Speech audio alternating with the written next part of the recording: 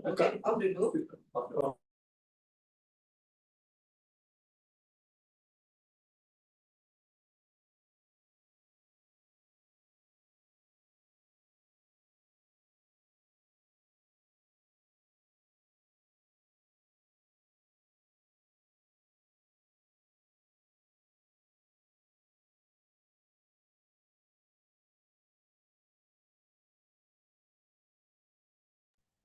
Okay then.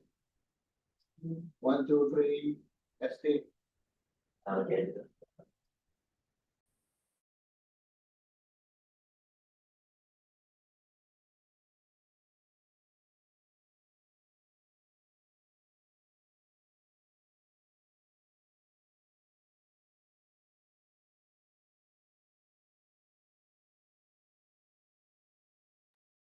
Assalamualaikum warahmatullahi wabarakatuh.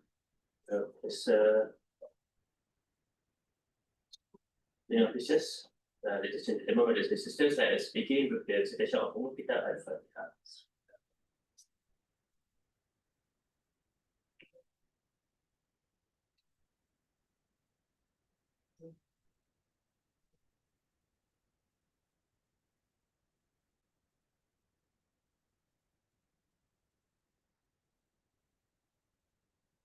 Alhamdulillah Rabbil Alamin, wassalatu wassalamu ala ashrafil anbiya wal mursalin wa ala alihi wa sahbihi ajma'in. Honorable speaker for the day, Professor Muhammad Aslam Tani, MC members, deans and directors, senior officers, ladies and gentlemen, brothers and sisters, once again, Assalamualaikum warahmatullahi wabarakatuh, and good afternoon everyone. So Alhamdulillah, thank you so much for all those who joined us today, this afternoon, regarding our talk, which is the Special Engagement Program for 2025, with the title of Tawhid, Epistemology and Integrity. Right. So before we begin, that just remind all of you, for those who joined us in YouTube and Zoom, thank you so much, everyone. So in a while, the secretary will post the IR10 link, and also at the end, at the beginning of the session, in the chat box of Zoom and YouTube. So kindly click in the IR10 link, and then at the end of our session, we will also post the link for the evaluation form. So do key in your evaluation and also the IR10 for validating your attendance. Right, and if you have any question, you can just put in on the chat box. We will read it to you, or you can keep a question and also ask verbally with our speaker today. Right. So, ladies and gentlemen, brothers and sisters, so we will begin our program, which is the Special Engagement Program, which is for 2025, with the topic on Tawhid, Epistemology and Integrity. And with us today is Professor Dr. Muhammad Aslam, which is our Deputy Director, Research, Innovation and Development of the International Islamic University of Malaysia. How are you, Prof? Alhamdulillah. Thank you. So before I pass the floor to Professor Muhammad Aslam, I just want to share a bit about him. Apparently you are muted. Let's share the message, you are muted. Right, just test audio. If you can hear me well right now. Somebody just sent the message, you are muted.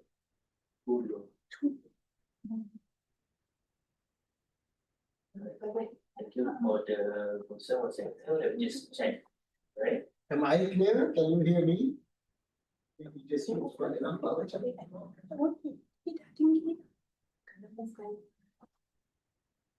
TV ah? Oh, dekat kan? Dekat boleh remote. Dekat sikit boleh remote. Dekat sikit kan TV? My is clear. Oh, this one boleh buat apa ni? You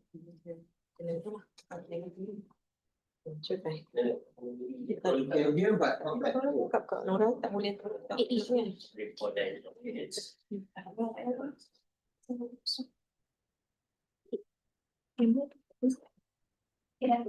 Okay. Dah kan? Okay. I hope it is clearer now.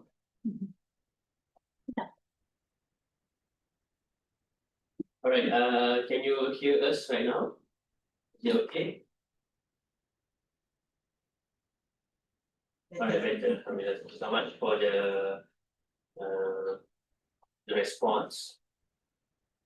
All right, so without further ado, I would like to invite Madam Nur Kamsiah Ahmad, our Director of Human Resource Development, Management Services Division, to give her welcome remark of the program. So, Thank you very much, Brother Afiq. Bismillahirrahmanirrahim. Assalamualaikum warahmatullahi wabarakatuh.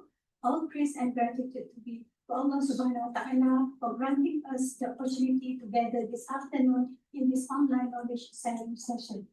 Salawat and salam upon our beloved Prophet Muhammad, his family, and his companions. Professor Dr. Muhammad Aslam Muhammad Hanif, Deputy Director, Research, Innovation and Development, Deans and Directors, respected colleagues, and all members of the IWM community.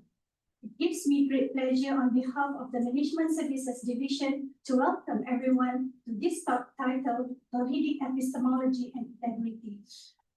Madam Zuraida sent her regards to everyone because she cannot join us today. Okay, today's topic is particularly significant for us as IWM staff, as we strive to embody the university's mission of Islamization of human knowledge and to uphold integrity as a core value in our work culture. The concept of Tauhidic epistemology reminds us that all knowledge and actions are ultimately rooted in the oneness of Allah Subhanahu wa Taala. When this understanding guides our thinking and behavior, integrity naturally becomes part of our spiritual and professional identity. We are honored here to have Professor Dr. Muhammad Aslam Muhammad Hanif, a thought leader in Islamic economics and epistemology, to enlighten us on how this epistemological framework shapes the way we understand, manage, and live our responsibilities as Khalifah in our respective roles.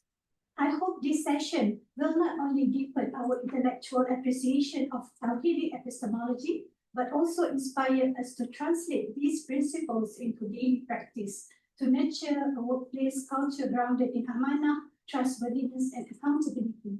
Once again, thank you, Professor Muhammad Aslam, for sharing your time and wisdom with us.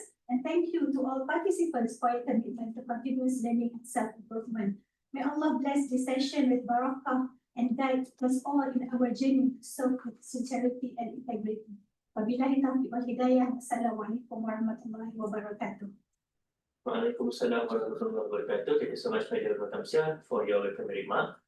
All right. So once again, before I pass to our speaker today, I just have a brief introduction about our speaker.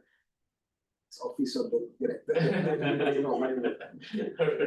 Okay, so as per request by our speaker, I just asked us to introduce Professor as our current Deputy Director of Research, Innovation and Development of the IIM, also the professor at the Department of Economics, of Economics and Management Sciences. Also, maybe just a few prof, if I may. Member and board of director of the Institute of Leadership and International Studies, or ISIS Malaysia, and also the executive committee member for the International Association for Islamic Economics, or IAIE, and also the member of the management board of IIIT or IIT East and Southeast Asia since May 2019. So without further ado, it's a great honor and pleasure for us to invite Prof. Dr. Muhammad Aslam Muhammad to continue our session for today. Please welcome, Prof. Terima kasih, Afiq, Ada Nur Kamsiah, team from MSD, colleagues, brothers and sisters. Assalamualaikum warahmatullahi wabarakatuh. Bismillahirrahmanirrahim. Alhamdulillah. Wassalatu wassalamu ala rasulillah. Firstly, I'd like to thank MSD for inviting me. I know I have postponed this talk, I think many times already. If I'm not mistaken, the first invitation was last year. right? At the end of last year. But it was just not possible to take up the session at that. And I was also thinking what I wanted to speak on. And I think now the title that I have chosen today, Tauhidic Epistemology, Ummatic Excellence, and Integrity in the IIUM.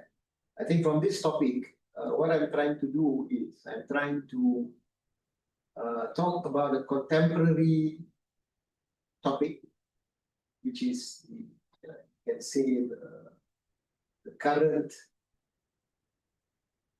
motto that we use in IIUM.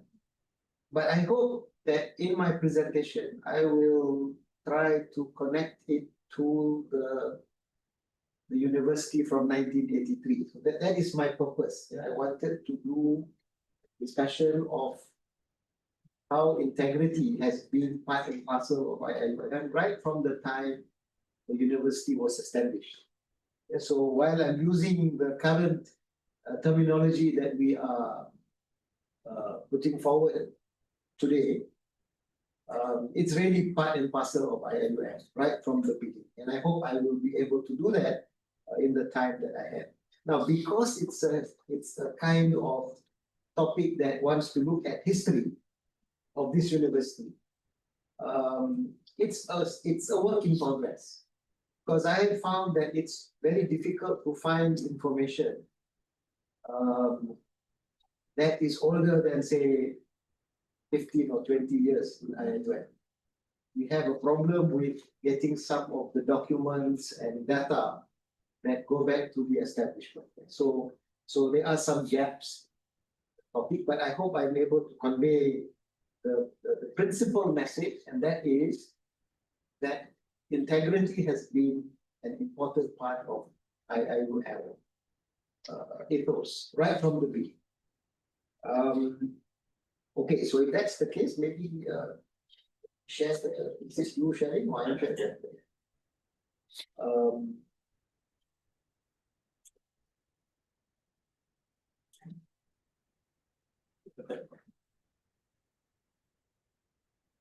Right, so I hope everybody can see the screen. Let me just first say that, of course, I can probably say, other than my colleague, Prof. Rosita, I don't know if there's anybody else who has been in the university longer than us. We joined in 1983 as students, and we've been in the university since. So probably we do have some advantage in talking about the history of IIUM. And secondly, we also have maybe one advantage. We have the ability to look at IIUM firstly from students' lens, and then as a staff. So somebody is still saying that sound is not clear. So increase the volume. We'll try to resolve the sound issue. So basically, I'm going to look, as I said earlier, the topic is going to be discussed from historical point of view. Oh, I can't control. Can I control the slide? Tapos saya controlkan Oh, all right. Yeah. So there's lots of float in, fly in, that kind of thing. So you will have to keep. Alright. Okay, so this is what I hope to cover. Go back to what I hope to cover in the next 45 to 50 minutes, and then I hope we will have interaction. I hope to try and give a very brief history. This is the part that I said is missing. We need to talk a little bit more, especially about how the vision and mission of the university was actually developed. If you look at the historical documents in IIUM, probably the official documentation of vision mission would have been in the early 2000s, but actually the discourse on the vision mission started in the 90s using the title vision mission, and before, even in the 80s, we didn't talk about vision and mission, but we just talked about the goals. What were the goals of the university? What was our objective that we wanted to achieve? So although we may not have used the word mission, but it was there right from the beginning. Then I'd like to talk about IOK and Tawhidic epistemology. IOK is something that I think everybody in the university, knows has been part of our mission right from the beginning.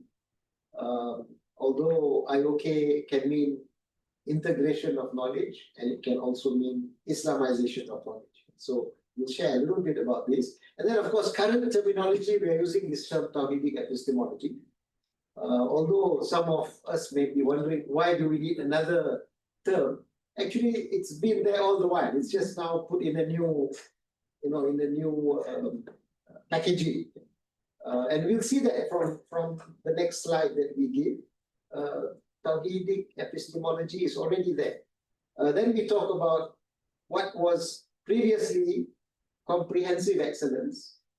And now the term used is ummatic excellence, not an issue. You will also find that in the 90s, we were talking about ummatic excellence.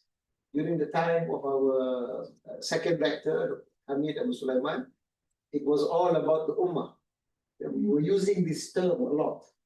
Right? Then, okay, ummah continued, but for documentation purpose, we use the term comprehensive excellence.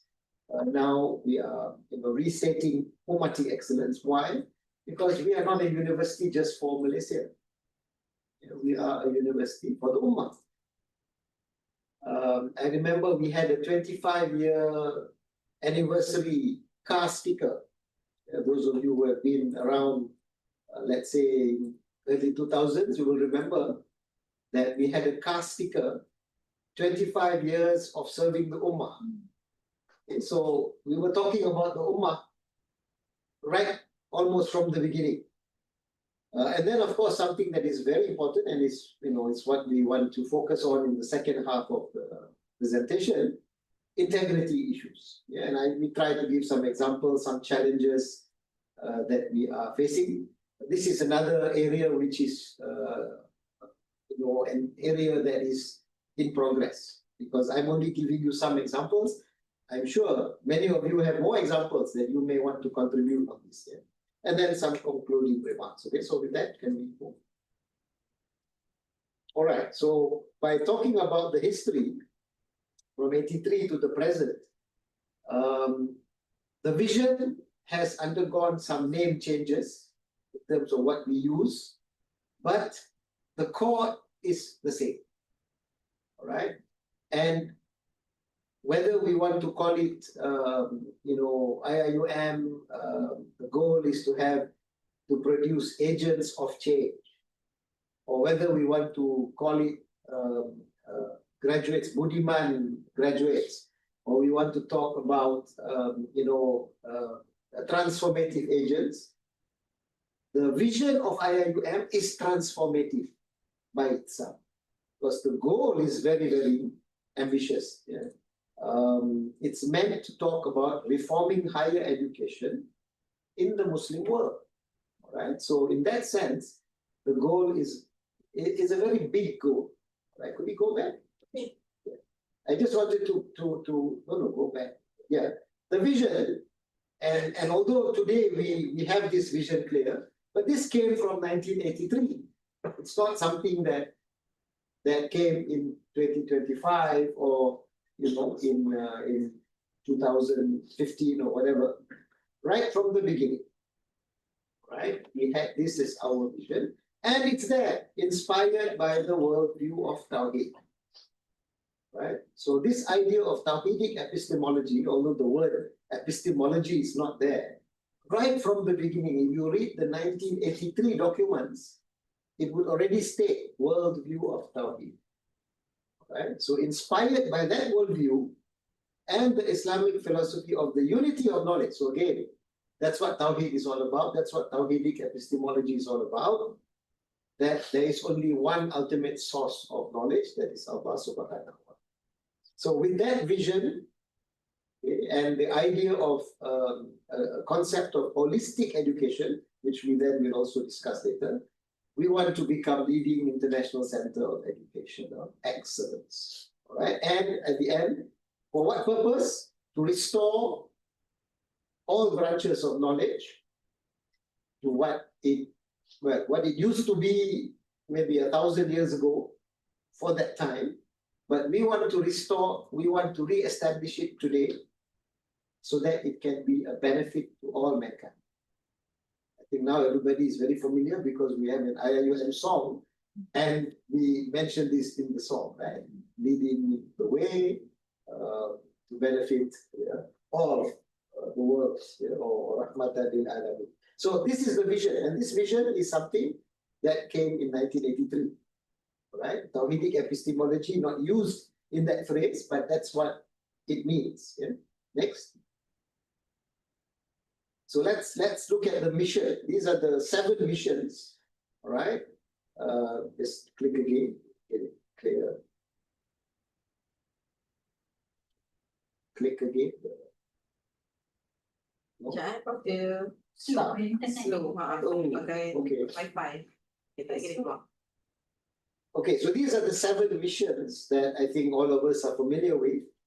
The 7 missions that when it first came out, our third rector, Prof. Kamal, 7 missions, but we had this acronym, IIICE, or triple ICE, right? So these were the 7 missions, and the 7 missions were presented as this triple ICE. And these missions remain with us, right? Remain with us.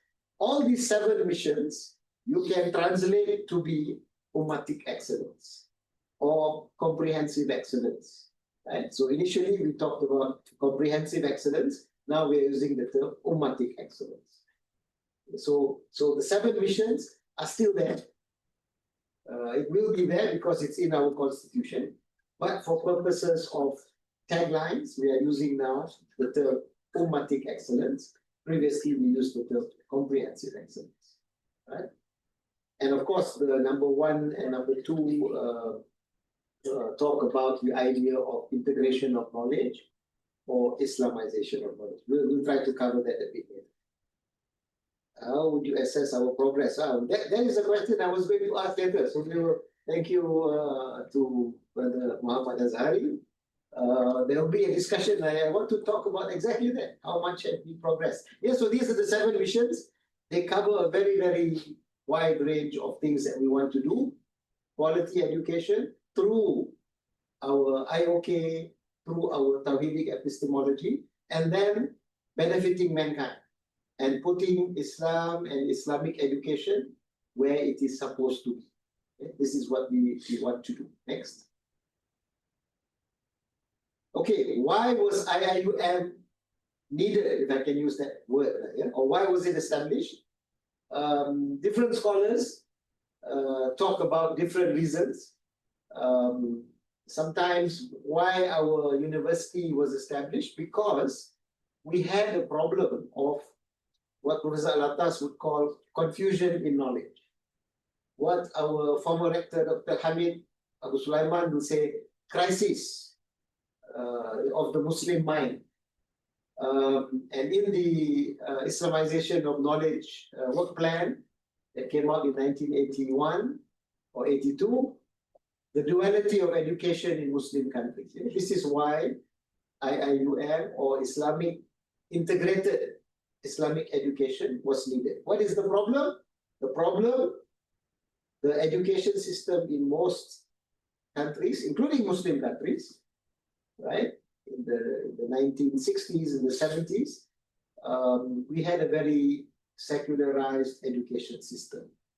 You had the teaching of economics, the teaching of law, the teaching of all the disciplines, but they were not connected to the divine source of knowledge. You had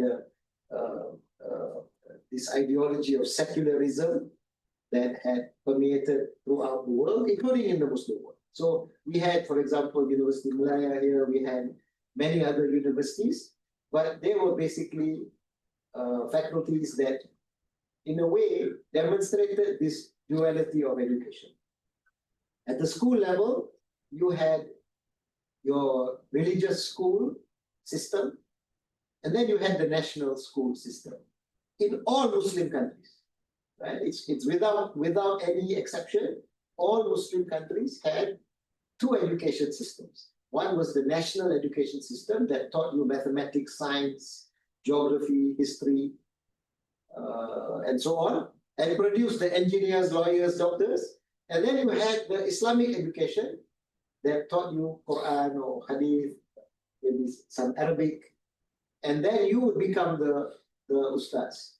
Yeah, so this was the case in all Muslim countries, right up to the 60s and 70s, a dual education system. What was the result?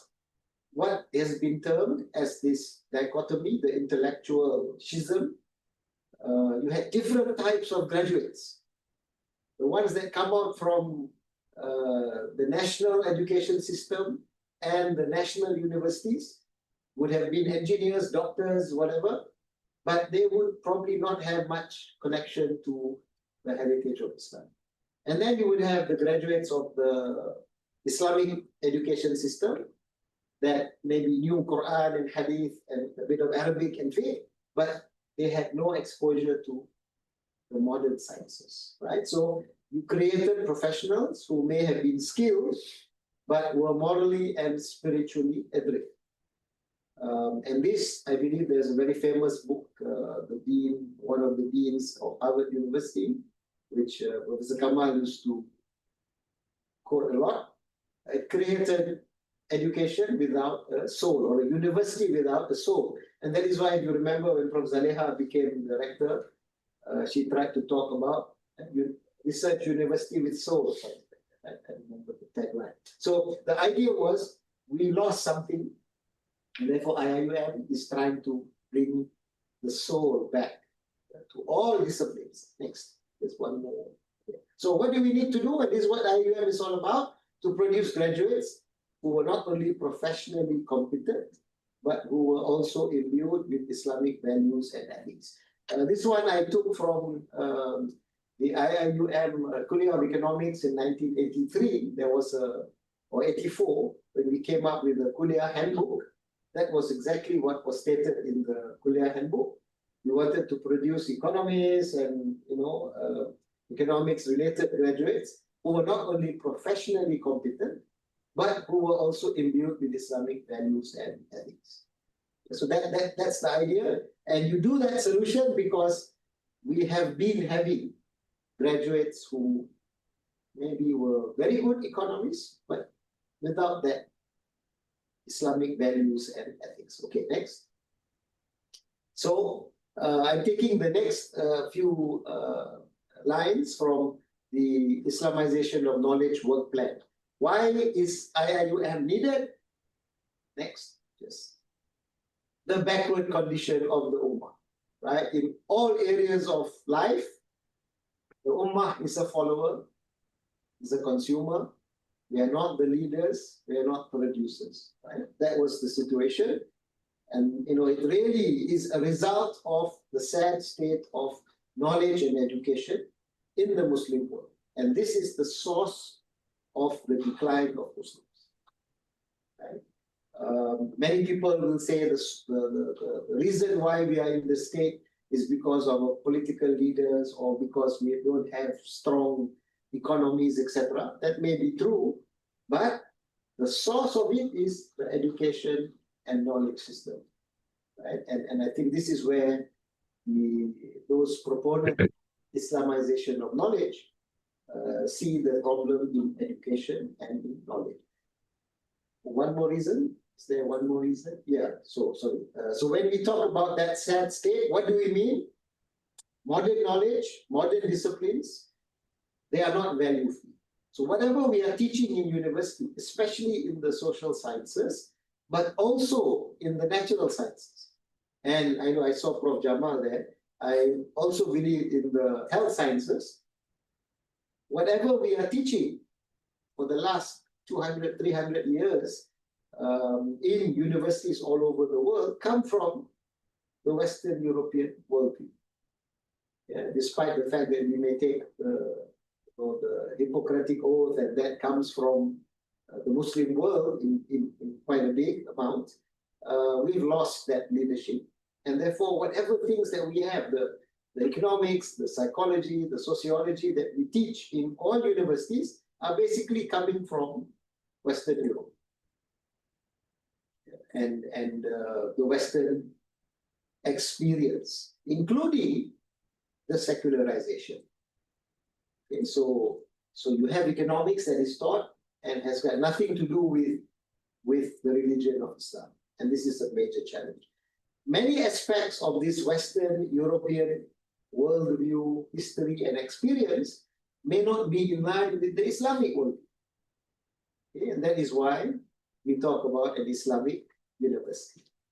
Now, that's the modern university or the modern school system. What about the Islamic education system?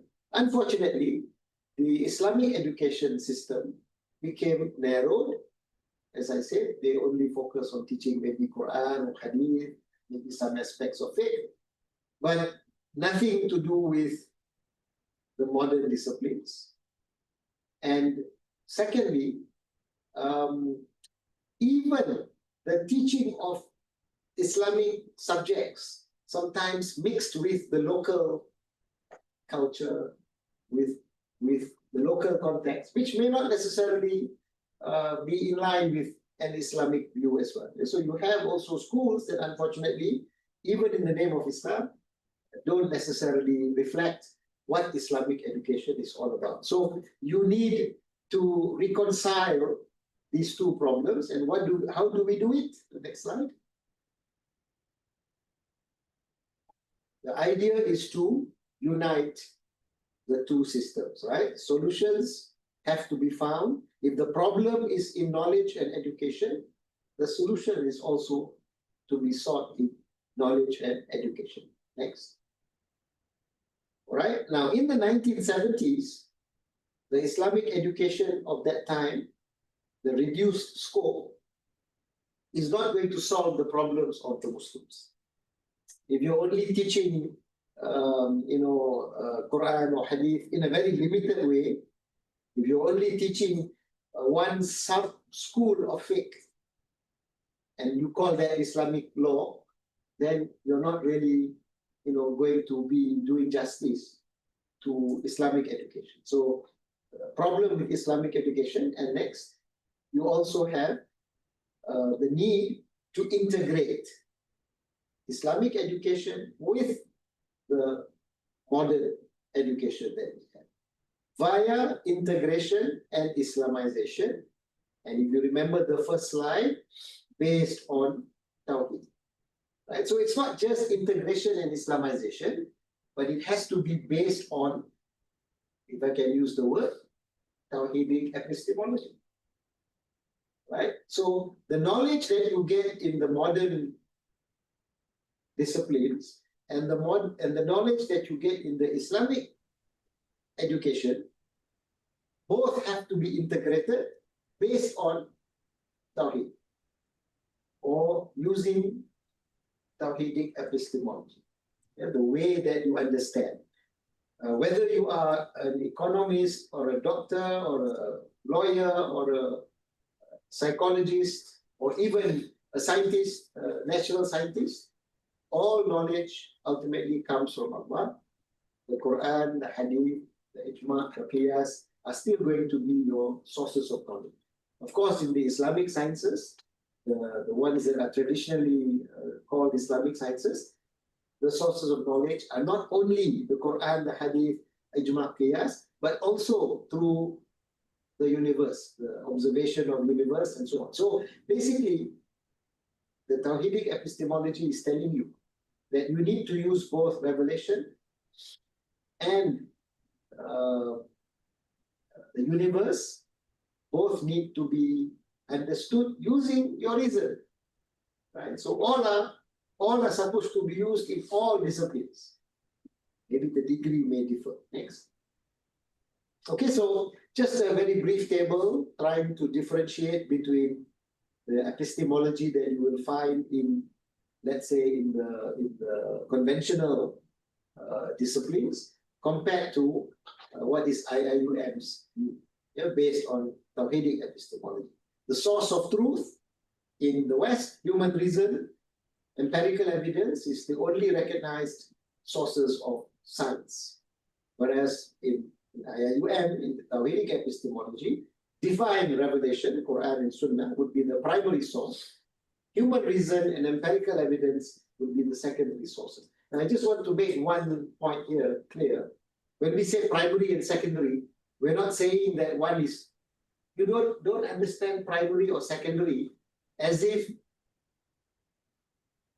primary, let me put it this way. To understand this use of primary and secondary, let's just take primary school and secondary school. I think that's a better way. Nobody says primary school is more important than secondary school. Nobody says secondary school is more important than primary school, right? But what we understand is the secondary school is based on the primary school. So one gives you the foundations, and the other one is an expansion. So I think that to me is a better way of looking at how the Quran and the Sunnah will be related to Ijma and Qiyas and the use of our human reason. Okay. Whether it is academic or administration. So even in your administrative duties, when you want to talk about how to manage and organize things, you will go back to the Quran and the Sunnah for your principles, and then you will use the knowledge that you find in modern management and try to develop those principles, provided they don't contradict the Quran and the Sunnah. Right? This is how the relationship is. The nature of knowledge, the claim in modern universities or modern disciplines is that the knowledge they have is value neutral. I'm coming from economics, so the textbooks in economics will always say economics is value neutral, value free. We don't go for values. We try to get objective facts. There's no really such a thing as value free science. Yeah? Everything has its value.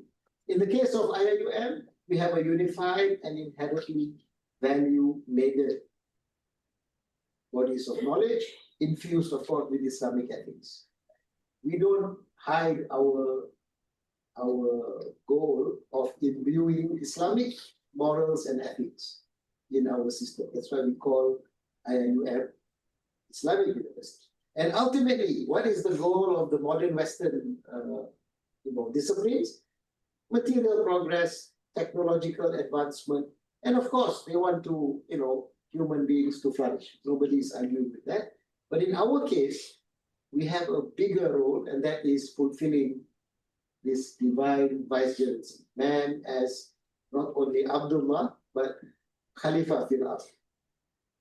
By achieving success in this life and in the life hereafter. Right? So this is our goal, and these are big differences.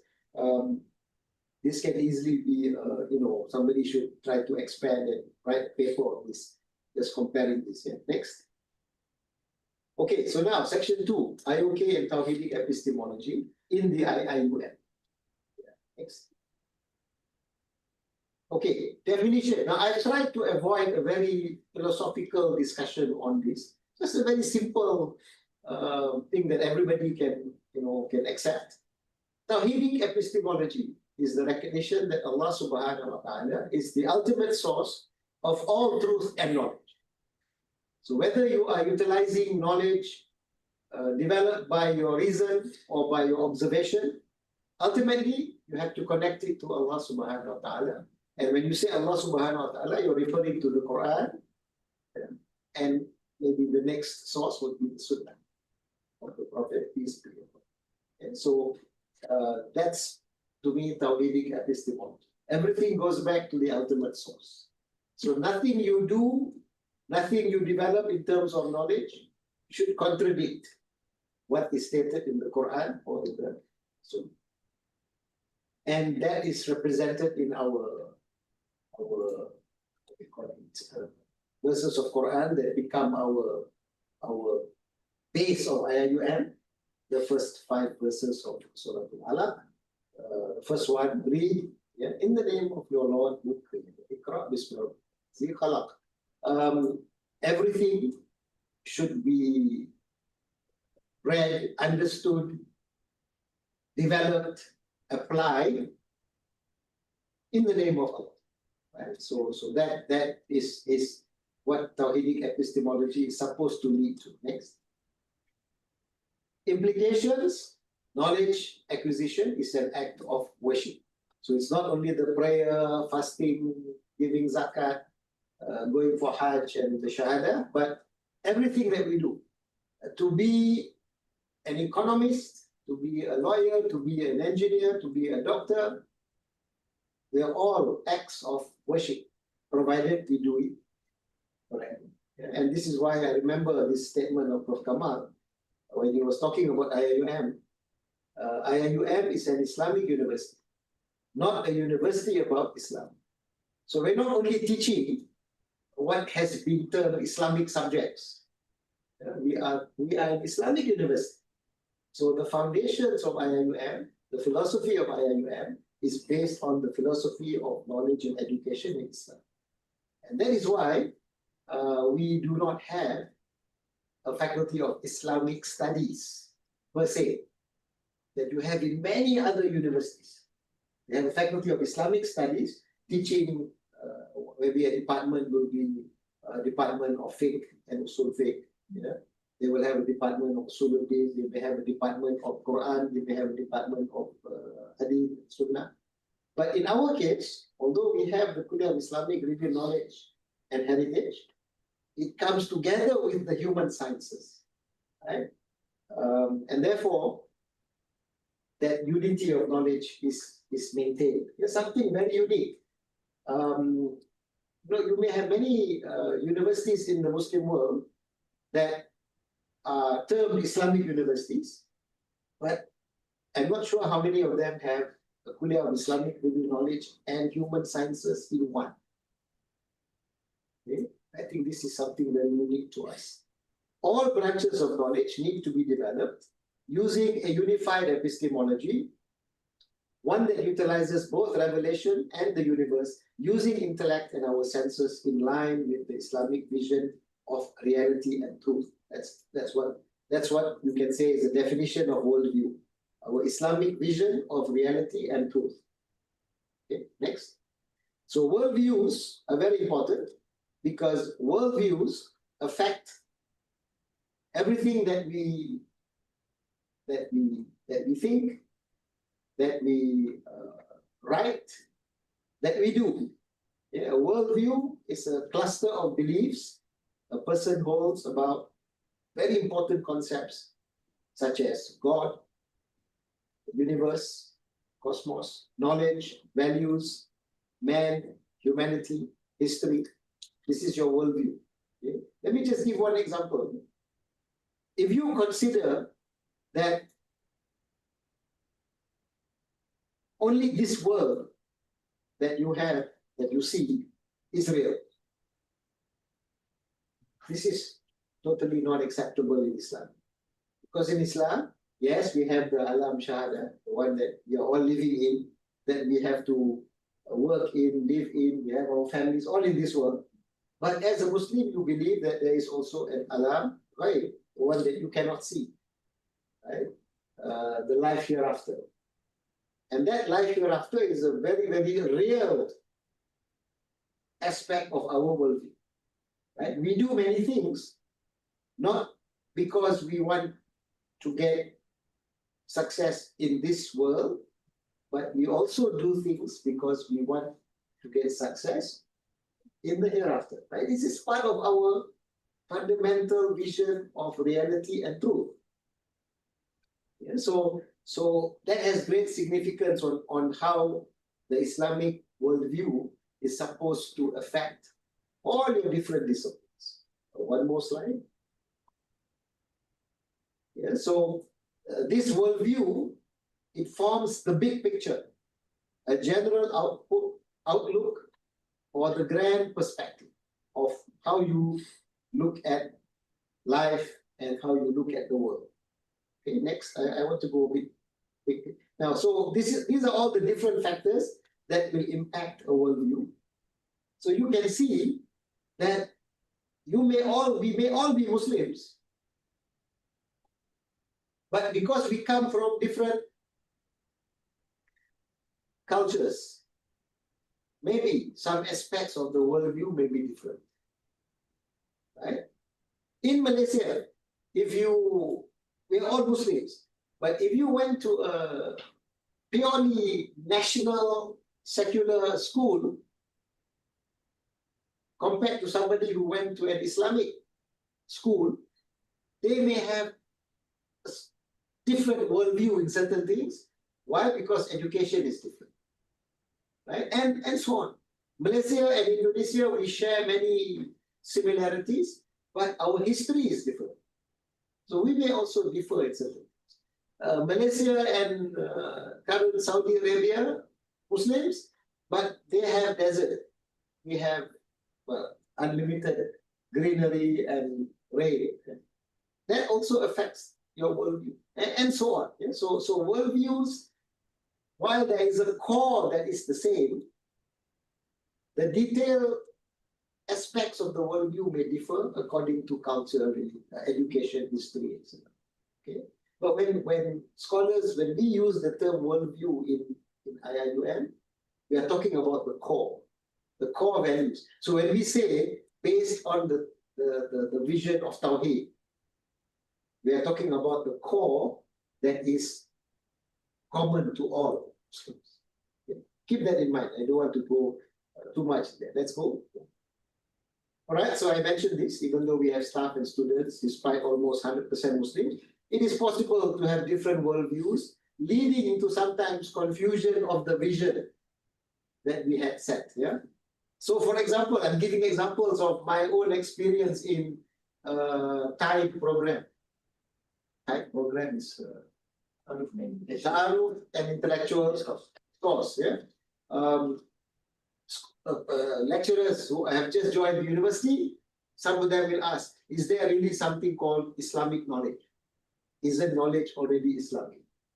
And there is that question.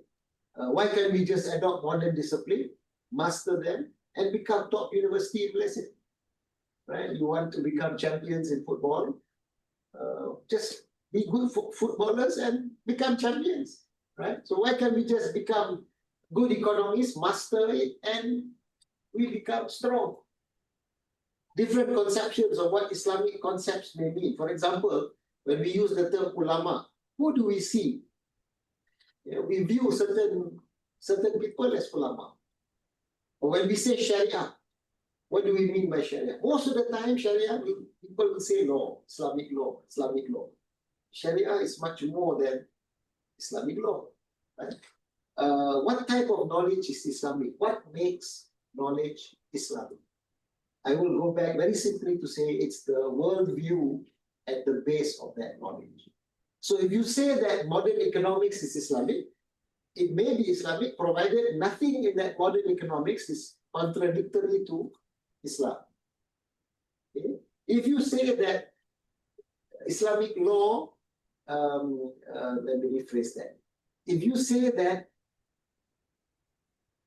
Islamic worldview and the term Sharia is limited only to the law, then it's not enough. Because it's not only law, Sharia is much wider than that. So this is an example. I mean, we have to also maybe modify even the Islamic side of things. We have to widen the different standards of work ethics and expectation. This is a very big problem or challenge in IIUM, right? What is the level of cleanliness that is considered clean? Okay, I think we are all quite, we face this all the time. Right? What is a just workload? Some people will say, I'm overworked. Yeah, I should only be teaching 6 hours, but then the IUM we say no, 12 hours. Right? Over and above that, we say you have to do research, you have to publish, yeah? You have to do community engagement. Those standards will become the standard in IIUM. We may differ because we have different ideas. Our worldviews may differ. Next. So what is our response? The IIUM integration of knowledge based on Tawheed. You want to fundamentally re-anchor all human endeavors, academic, professional, administration, to this worldview of Tawheed, to the Tawheedic worldview, which you get via Tawhidic epistemology. Epistemology is the way you gain knowledge, right? And in the IOK agenda, Islamization of Knowledge agenda, it was stated long time ago, maybe 40 plus years ago. Generally, in the Muslim world, we had two main proponents, Professor Alatas and Marhum, Professor Ismail Faruqi, who talked about what Islamization of knowledge was all about. In the case of IIUM, I would argue that the paper that established IIUM comes from our Prof. Kamal, Marhum, that's it, in which he tried to develop that framework of IIUM based on this idea of integration of knowledge. In the early years in IIUM, when I joined as a student, we didn't use the word Islamization. We used the word integration. Okay. It was only later as the IOK work plan became more popular, especially with the arrival of Dr. Abdul Hamid Sulaiman, that we talked about Islamization of knowledge. Now, this diagram is taken from the IOK work plan. Please read it on your own. I think if you take the diagram that I tried to put it in a diagrammatic way, it kind of tells you what the IOK is all about. Maybe this will have to keep for another session. We talk about IOK. Next. So what is it that we did in IIUM? All courses in economics and law, because these were the two kuliah that first were established in IIUM, all courses had to be taught in an integrated manner. So what did we do in IIUM? We offered all students courses in Islamic worldview and civilization. All programs, economics, law, and later all the other kuliah, are to be taught in an integrated manner. We started with economics and law, but then all kuliah are supposed to be doing this. In IIUM, for the initial phase of economics and law, we had to take 11 courses from the Center for Fundamental Knowledge. That was what we did in the early years, right up to maybe 1990. And then when more faculties started to be established after that, there were some changes. This can be a point of discussion, whether we are better or not better and how we can improve. Next. Sorry, just go back. The last one was what? This is a question, I think just now, as Hari asked the question, maybe for academics, we may ask the question, have all these things, has it been diluted from 11 courses to 4 courses, and now I think maybe 2 courses that we give to our students. Yeah? So if the core courses are 2 instead of 11, it may be okay, provided we are giving it elsewhere. Maybe co-curricular, maybe in the kuliah, maybe possible. All right, next. Okay, uniting the two systems and instilling the vision. Post-1990, the kuliah of Islamic Review Knowledge and Human Sciences was established. I mentioned this is quite unique to IIUM. I like the Malay name better than the English name. Yeah, maybe some colleagues from IRK, I'm not sure if anyone is here, we may talk about this, but I like the Malay term. I think it's more accurate than the English term.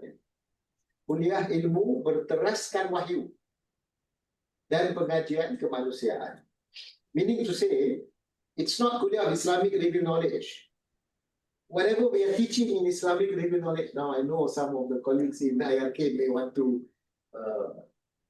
ask some questions on this. What you are teaching in IRK is it's not sacred, because you are using your akal in order to develop the knowledge, right? So I like the Malay one because it says even you are teaching ilmu fiqh or usuluddin or Quran and Sunnah, berteraskan wahyu. So it is based on revelation, right? So As long as you understand Kuliah of Islamic Revealed Knowledge and Human Sciences to mean Kuliah of knowledge based on Islamic revelation, then I think that's okay. Yeah. But if you think that what you are teaching in fiqh and usul fiqh is revelation or is Islamic revealed, we may have discussion later. Yeah. Human science, of course, must be based on revelation. We have no problem. Our early experience in the Kuliah of Islamic Revealed Knowledge and Human Science, they had a major, minor, very effective. I really wish we will make this. I think Prof. Shukran was saying that they have brought this back. We also had double degree possibilities. Yeah, we may need to think of bringing that back. This is what IIUM was supposed to do, was trying to do, is supposed to do. And it's what IIUM mission and vision is all about. We wanted to produce a new kind of graduate, an agent of change. That was the term used in the early years. Yeah? IIUM graduates should become agents of change. Right, next. And this is what Tawhidic epistemology and integrity of IIUM is all about. We want to create graduates who become agents of change. And this was stated right from the 1980s. Yeah. Later on, we use the term, was it Budiman? Fine. And then now we say Sejahtera Academic Framework wants to produce higher graduates, right? Those who have knowledge of, what it is to be a Khalifa and so on and so on. Fine. Okay. But it began in the 1980s. This idea of a different kind of graduate. Next. Okay, this is a kind of a simplified version of the Islamization of knowledge work plan. I think this also I want to skip because we can discuss this in another. This is what we want to do. This is what academics in IIUM are supposed to do. My apologies to administrators because I don't have an equivalent of what administrators are supposed to do. Maybe you will get your feedback and this will be the work in progress. But for academics, we want to develop contemporary Islamic bodies of knowledge, which requires integration based on Tawhidic epistemology. All right? And in the IIUM model, especially in the Kuliah of Islamic Revealed Knowledge, they have come up with this way of doing what they are doing, because in the Kuliah of Islamic Revealed Knowledge and Heritage and Human Sciences, they have two sub-branches or subdivisions. One is the IRKH that teaches the Turath al-Islami, and this, according to them, needs relevantization based on Tawhidic epistemology. In the human sciences, they need Islamization based on Tawhidic epistemology, right? And who is going to do this? The academics, not the students, the academics, right? So what do you take from modern knowledge? What do you take from Turath Islami? How much you take from each? How to integrate it based on Tawhidic epistemology. This requires qualified academics. Now, at the end, by the end of this presentation, I will also say, we also need qualified administrators to do the administrative side, which is not any less important, right? Because you may have great academics or wonderful ideas, theoretical ideas, but you need to manage it well. So not only we need to have good curriculum, good academics, but you also need good systems to organize that curriculum and the teaching and learning experience, right? I'm sure I saw Prof. Mira there earlier. This is why we look forward to the CPD having all these programs where you're supposed to go and attend and gain knowledge. Yeah? Some of us maybe we don't attend enough of these programs. Next. Okay, that was like the first part, and I wanted to stop at this point. Just go down, let's go right to the end of this. questions. I want to have some questions. Maybe we have 5 minutes. How far has the IIUM succeeded? Yeah, this is the question was asked earlier. How far have we succeeded in developing the curriculum, implementing it, and producing the desired graduate? More than 100,000 graduates. What has happened to the quality? Have we improved? I believe all Kuliah are very, very concerned about this.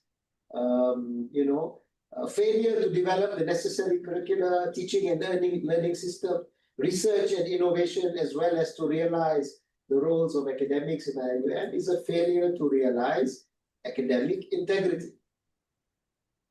We need to hire and maintain the best academics and administrators and technical staff, right? The Office of Deputy Director, Research, Innovation and Development, the TV has, it's not working. So we have to have the program from the MSD office, right? So we need the best technical people to be able to have systems that work, right? Secondly, we have to balance between the ideals of the pioneers. When we set up IIUM, all those ideals to do A, B, C, D, the mission. Yeah. And then we have the realities of the Ummah. Then we have the Malaysian context. Right? IIUM is in Malaysia. So it comes with all the Malaysian context.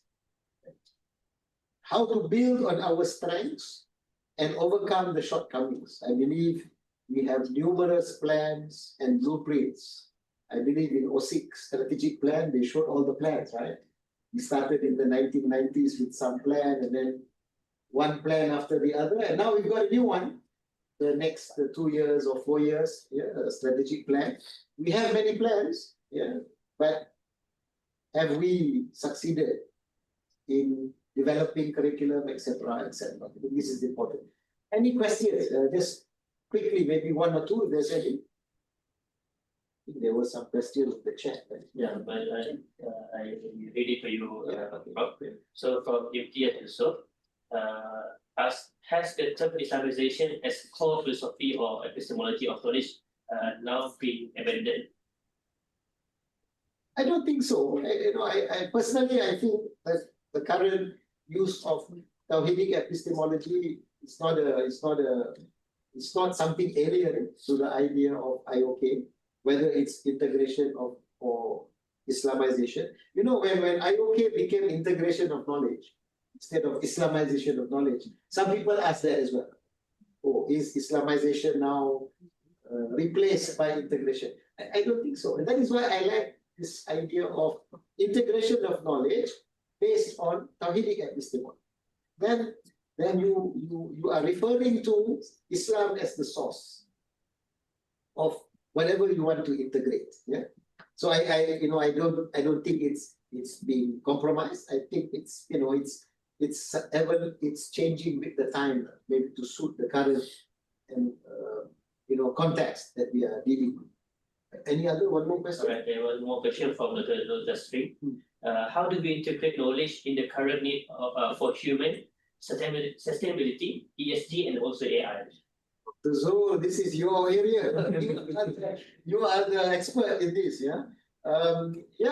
this is what we need to do in whatever areas we are working on. And of course, today, issues of climate change and sustainability are big areas, and we have some of these suggestions that have been put forward in the form of ESG. In the case of Islamic banking, they are talking about value-based intermediation. We need to develop, and from Islamic perspectives directly, people talking about maqasid frameworks, right? Yeah, we need to work on this and try to develop that. Yeah. How to? This requires workshop, so not 1.5 hour session. Yeah. Inshallah, it's important. We need to do it. The academics in IIUM need to do what you are saying. Any other one more? Is there any other? No. No. Okay, so thank you very much. Let's move next. I really want to finish in about 15 minutes if possible. Okay, Ummatic Comprehensive Excellence. The second part, Tawhidic Epistemology. The second one is, well, this is very, very short. Ummatic or Comprehensive Excellence. Very simple. It demands not just professional competence, but a balanced and integrated personality. We talk about holistic education, we talk about comprehensive education, yeah, and so on and so on. It is an outcome of applying Tawhidic epistemology. Not just academic, but beyond that. And I think we have no problem with our goal. We are very clear. We're not only looking at intellectual excellence, we're talking about the moral, spiritual excellence, and we're also talking about physical and social excellence. If you ask academics, we're not only supposed to do our teaching and our research, we are also supposed to engage with community, right? This is part and parcel of what academics need to do. Next. Okay, now, as I said, it's not something new. In the 1980s, this was reminded to us all the time. Graduates as agents of change. We didn't have something called Sejahtera Academic Framework in 1983. But if you look at the economics Kuliah handbook of the late 80s, they talk about academic framework, what they wanted to achieve, all right? But it was not crystallized, it was not formalized, yeah, in the sense that we have today, right? But it was there. In the 1990s and early 2000s, we talked about Ummatic mission. Everything was Ummatic, especially in the 1990s, right? Improvements in the academic framework. We made lots of changes in what was then called Ahmad, what used to be called A&R, yeah, academic admissions and records, yeah. A lot of changes, improvements were done in terms of how you choose and select students to come into IIUM and so on, right? We institutionalized something that was previously, not really put down, the halakha, for example. And then co-curricular education was made more institutionalized. Why? Because we wanted to get more holistic graduates. Late 2000s, we talked about, in 2010s, we talked about Budiman graduates. I believe that was put in a document. The university was growing.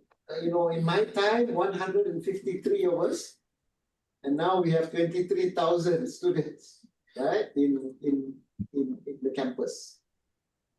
18,000 plus in Gombak, and the remaining 5 in Kuantan and Palu. Not sure that includes Gambang. Maybe it does, yeah. Graduates must not only be competent, but virtuous and wise, and a trustworthy person, capable of ethical leadership. This is the Budiman graduate. And then, of course, now we talk about the higher graduate through Sejahtera Academic Framework, a formalized academic framework. So, evolution, we are where we are. But again, I want to mention, it's not new. It was there right from the beginning. And that is why I'm very keen to look at that history aspect, because I believe, we need to go back to the 80s and 90s to see what we were doing. Unfortunately, the documents may not be there. We need to find these things. Yeah. Next. In administration, my apologies. I don't have much to talk in this area, but just some thoughts, yeah, which maybe our administrators may. I hope you will work on this and develop it better. Maybe come up with your own, elaboration of it. Administrative work as ibadah, just as becoming a lecturer or teaching in whatever discipline is ibadah, administrative work is ibadah. Ensuring that IIUM is able to achieve its overall missions, the 7 missions that make up comprehensive excellence that now we call Ummatic excellence. As far as administration, what are those important values? Efficiency, effectiveness, transparency, justice. These are all mandatory in realizing integrity in administration. Right? Now, the failures will happen or shortcomings will happen if there is administrative inefficiency or ineffectiveness, if there is lack of transparency, if there is administrative justice. These would be considered to be shortcomings or failures to fulfill the collective responsibilities towards the stakeholders. Next. So as far as integrity in IIUM is concerned, and this is maybe going to be the place that maybe we can have more discussion. Integrity, again, integrity is a very difficult term to define. And so I have to admit that ChatGPT was used in this. Yeah? Integrity is the operational discipline that connects TE to comprehensive excellence. Right?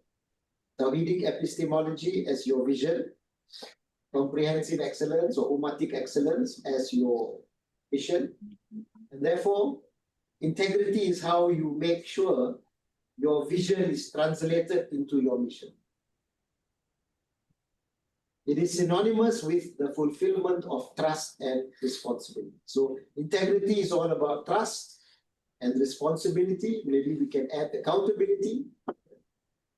Historical imperative. Integrity was not an afterthought. It was part and parcel of staff and student selection right from the beginning.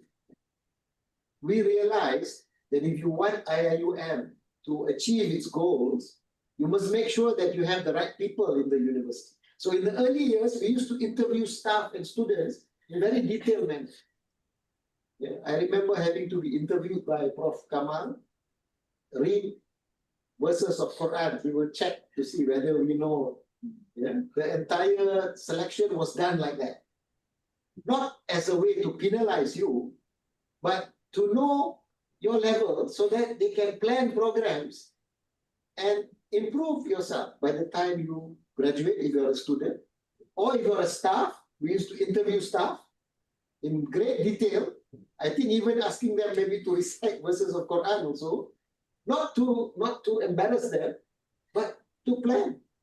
If you are the staff of IIUM, you should not be in a position that you cannot read Quran or you cannot lead prayer. You need, so that will be your part and parcel of your program of development in the university, right? So this integrity thing was there right from the beginning.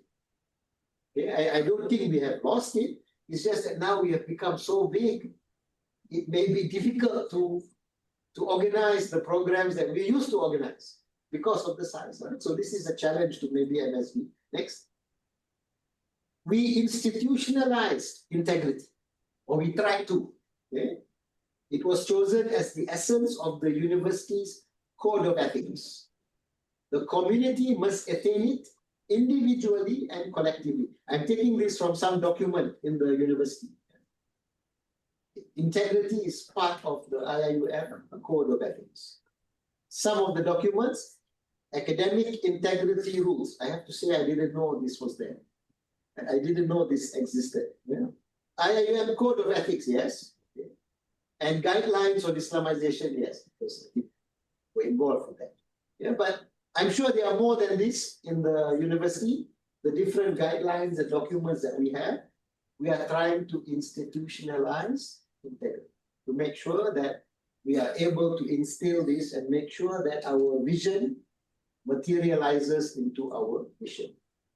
Next.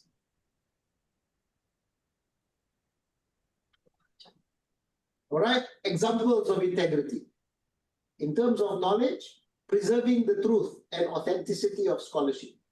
What is the negative? In other words, you're not having integrity, plagiarism. This is very straightforward. Now, today's AI world adds to this challenge. Okay? I also used AI in this presentation. Yeah? I would be lying if I said I didn't utilize AI to develop some of the points. Yeah? But why can't we utilize it? But there are certain rules that you have to follow. All students must probably be using it in their assignments. It's how we manage it, right? Maybe this one, Prof. Mira can give some guide on how we can utilize it in an ethical manner. In research, integrity means you don't fabricate your research findings. Research should confirm ayatullah, God's science. Ethical conduct during research process, the way you carry out surveys, who you interview, and so on. That's what ethics in research is all about. So what is the negative or the anti-integrity? Falsifying data, fabricating reports, plagiarizing from other language theses, right? IIUM, alhamdulillah, we have students from all over the world. Maybe somebody's thesis in some language in his or her country, which is unknown to everybody, is written again in IIUM in English. Are we able to check that thesis?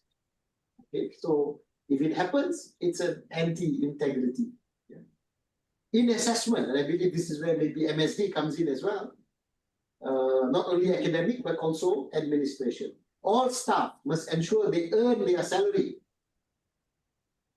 They must assess students fairly and in an unbiased and transparent way to uphold the reputation of IIUM.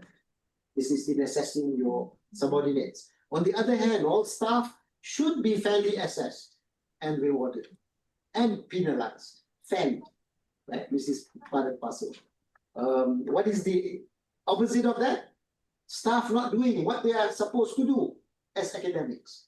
We have a challenge here because unfortunately, the scope of duty of a university lecturer is an area that not everybody seems to agree with. Teaching, research, publication, community engagement. These are the 4 things that all academics should do in a university. All right? If you are just teaching, then maybe it's not a university that you should be in school. Right? So you need to do all these 4. And believe me, I'm saying this with knowledge of all the challenges faced by different kuliah, because we are looking at our research issues in IIUM. We understand fully that many faculties have their own unique challenges they face. We have to come up with fair workload and fair assessment. Next.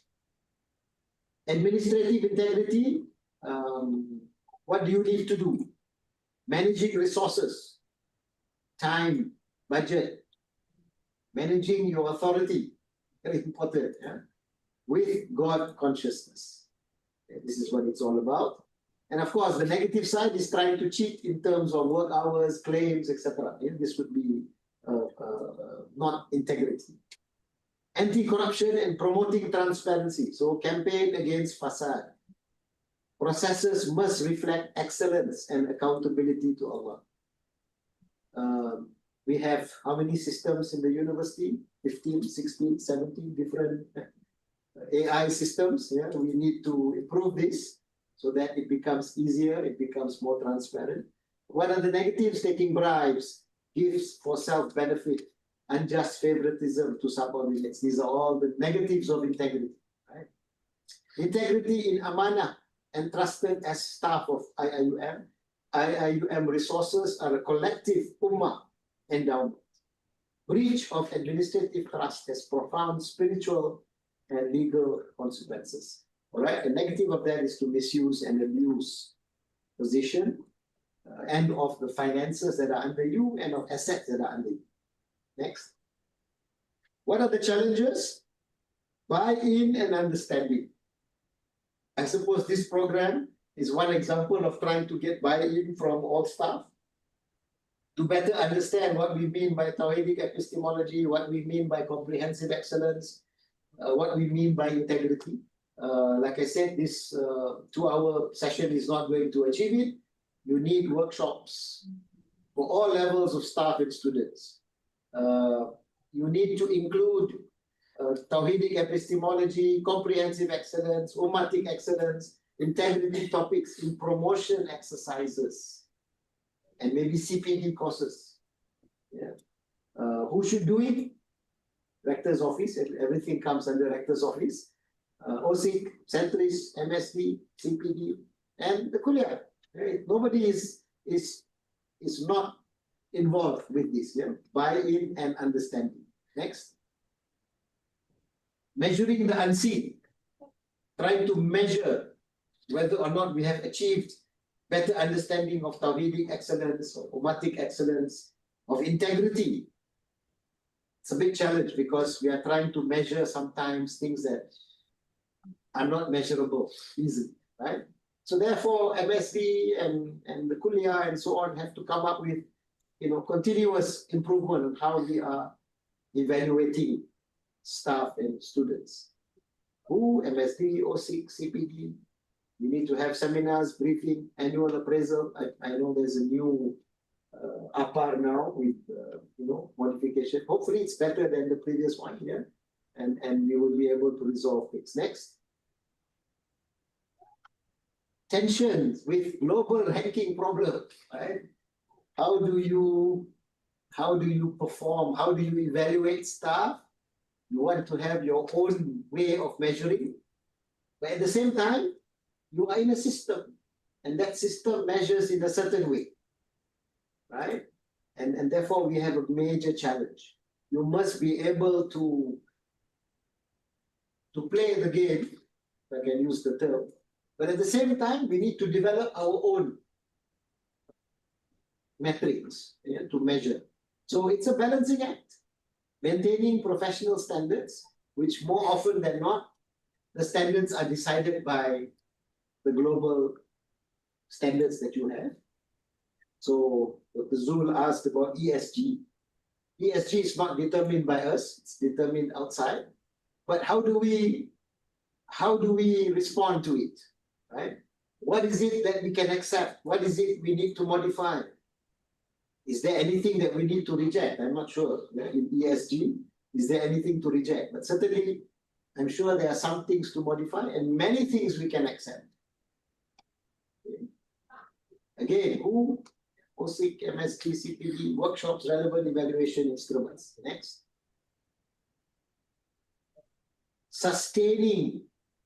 Once you have been able to establish certain things, how do you sustain the culture of integrity based on Tawhidic epistemology and comprehensive or Ummatic excellence?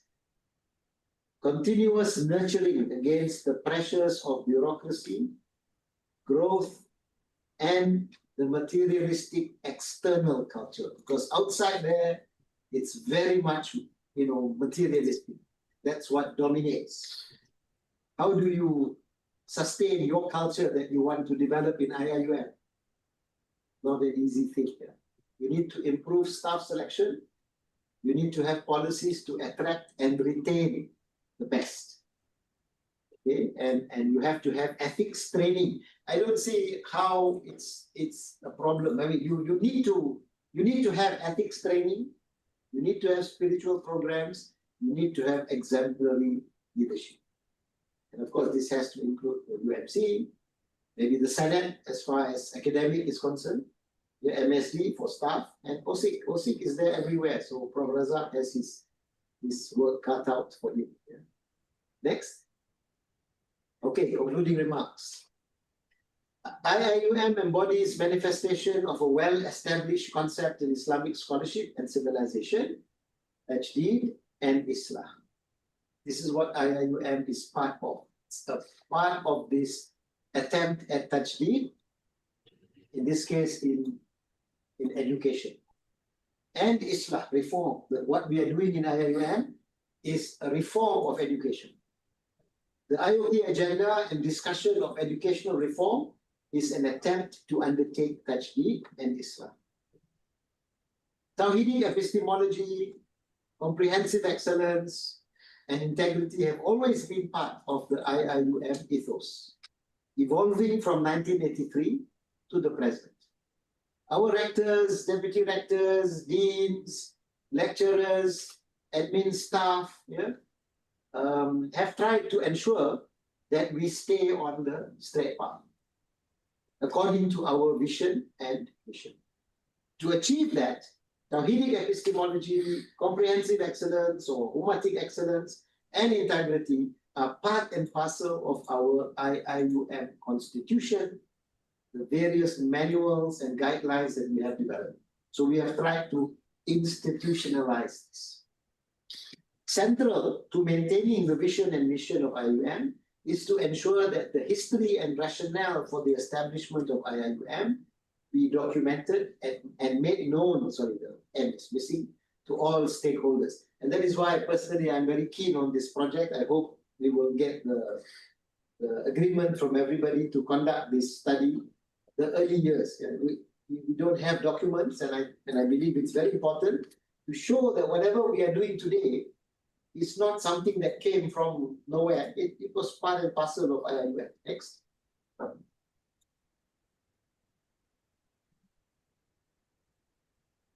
While documents and formal rules are important, while Allah is the final arbiter and planner, the central factor of our success or otherwise is the human resource factor, both academic and administration. We have now about 4,000 staff, is that right? About 4,000 staff. 50% academic, 50% administrative, about 1-to-1 ratio, right? Now, do we know who we have? Who are our academics? Who are our administrative staff? What are their qualifications? What are their areas of specialization? Now, I know you can find this in probably the CVs of academics, but have we really analyzed? No, I think we need to have a thorough analysis of our staff. Who they are, what are their areas. Maybe we have certain areas too many people, certain areas not enough people. Right? That will help us to plan. Right from demographics, okay, I'm a bit worried because I found out that in South Korea, we have many people who are about to retire. Big percentage of academics are going to retire. Do we have the next generation of people to take over? Yeah. So we need to do from demographics to our strengths in terms of areas, knowledge areas, and of course the areas that are missing. And so I hope, MSD may think of doing this kind of study. Finally, I think the last slide. Now, as we do the human resource audit and gap analysis, we can't wait until that is done. We have to continue organizing briefings, seminars, workshops to our staff, both academic and administration, on our history, the IOK agenda, now termed Tawhidic epistemology, comprehensive excellence, now termed ummatic excellence. We have to continue with that. We can't stop. Our current relationship, now this is a big point. Our current relationship with the government is probably the best that we have had since the 1990s. Okay? We have many of our alumni in government. Okay? Many of our graduates are in civil service. We really must make full use of this fact. So let's try to make sure that the relationship with the government today is utilized to the best of our ability. I do remember how difficult it was post 1998. IIUM had a very, very tough time. And I remember really it was a very difficult time. So now let's utilize the good relationship we have to make sure that our vision and mission is realized. We have more than 100,000 alumni. I think 115,000, if I'm not mistaken, from all over the globe. Recently, we went to Maldives. We were so surprised. 384 graduates from Maldives out of a population of 500,000. That's an incredibly high number of alumni per capita. Yeah? And they are in all very, very influential positions. So many ministers, people in the judiciary and so on. Yeah? We must reach out. This is really an untapped potential. and ensure that this important product, the new breed of human resource that we have, which is the central goal of IIUM, contributes back to the university. Really, we have to make sure the alumni contribute back. If we are not able to realize number 10 and 11 above, this means we would have failed in our raison d'etre. Our reason for excellence was to create these graduates. That's the reason why IIUM is there, right? To produce this new breed of graduates, the agents of change, the Budiman graduates, the Khair graduates, right? So if we are not able to do number 10 and 11, right, it means we fail in our goal of the university. So we don't have a choice. We must succeed. Wallahu alam. Assalamu alaikum warahmatullahi wabarakatuh. Waalaikumsalam warahmatullahi wabarakatuh. Thank you so much, Wassalam, for his remarks on our topic for today, which is Tawhid, epistemology, and integrity. Right. So just to for your information, Prof, and also the viewers, we have just now we reached 150 participants in Zoom, and also at YouTube currently we have almost 600 views on YouTube. Alhamdulillah, thank you so much for those who joining us right now in Zoom and also YouTube. So, Prof, can we We have until 4:30, right? all right, yeah. So Okay, so we have a few questions already asked in the chat box, and I'll read it up to you, Prof. So the first one from Dr. Rabiatul Rabia from Ahas KNHS. So she has two parts of questions.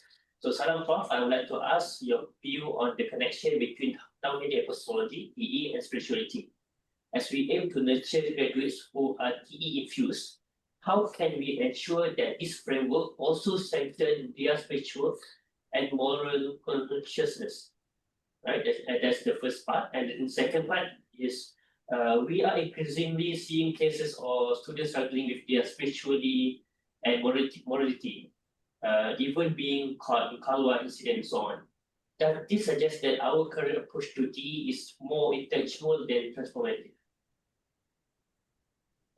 okay, thank you, Dr. Rabiatul Adawiyah from IRKHS, right? You are now the research coordinator. Is that right? Okay, so we had problems right from beginning. Firstly, I think we should keep in mind that although sometimes we say the early days somehow or other it was wonderful. No, we had our fair share of disciplinary problems right from the beginning. But we had a very small number of students and staff. So in a small group environment, it's relatively more effective when you want to organize programs and so on. Today we have, like I said, 23,000 students, another 4,000 to 5,000 academic and maybe other staff, administrative staff and others. So it's it's a very, very big university. There's ritual. You ask Tawhidic epistemology and spirituality.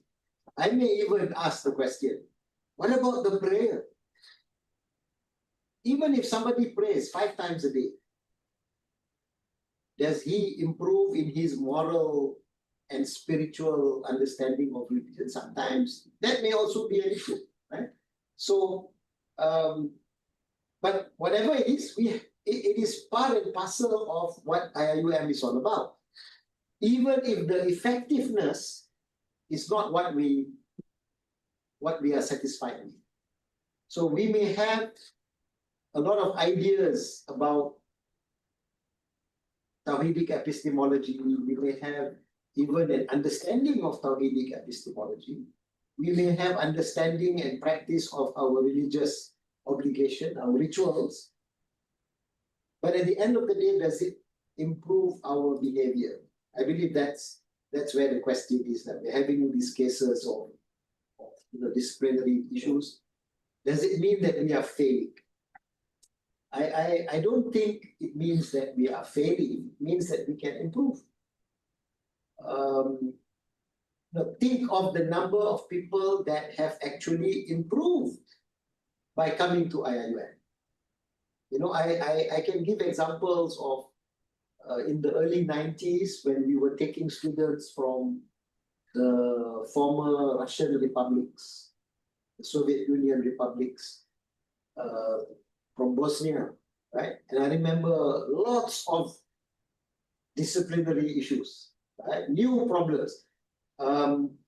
Alhamdulillah, today, many of them are leaders in their societies. Okay, so I acknowledge that the number of cases are increasing, but keep in mind, we now have 23,000+ students.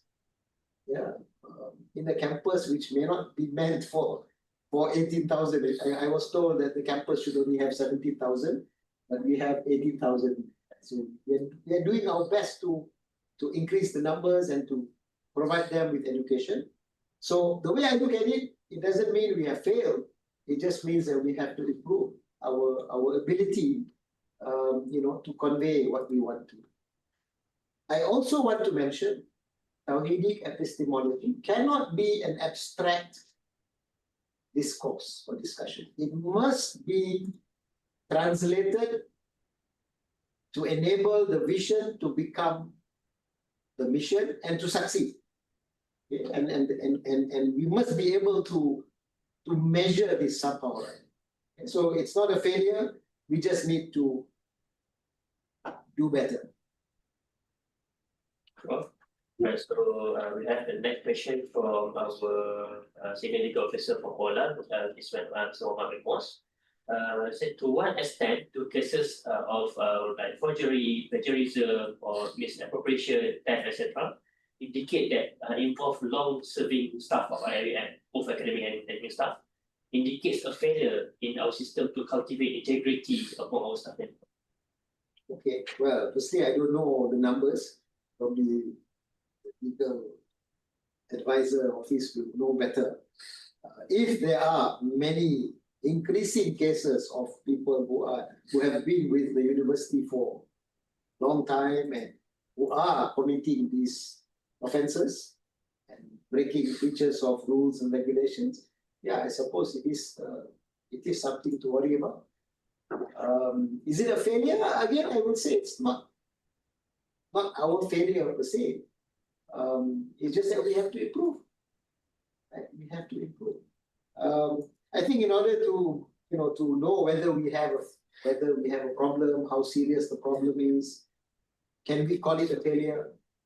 I think this can only be maybe made known if we have numbers and we do some kind of statistical analysis to see whether or not things are getting worse, or is it just something which is increasing at the rate you would expect it to increase when you have bigger groups.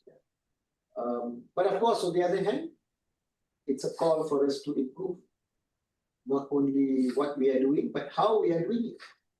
Sometimes maybe in today's world, the type of offences are using AI or I have no idea. So maybe we have to improve that in order for it to be more effective. Yeah, I'm not sure if I'm able to answer exactly, but both the questions seem to be talking about worries about the fact that we have some deficiencies. Yeah. So yeah, we need to improve. Right, so we have one question from YouTube from Mr. Terwah from Susman. So, Assalamualaikum, Prof. As you said, the right people will uphold the position unconditionally. So, your opinion has to change in the IIM management team, influence or somehow shifted IIM original vision or mission? This is a tough question. This is tennis coach. Okay. Yeah, not an easy question to answer because yeah, of course we have changes in management. People come and go.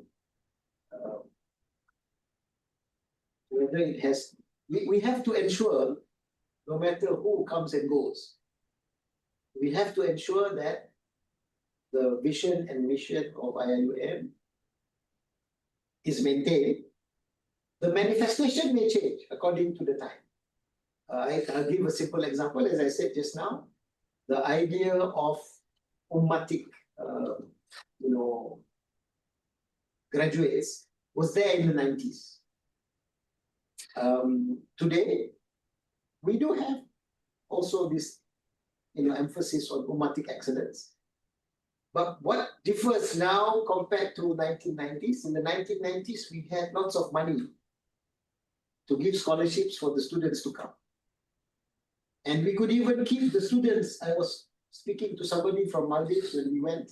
He spent 9 years,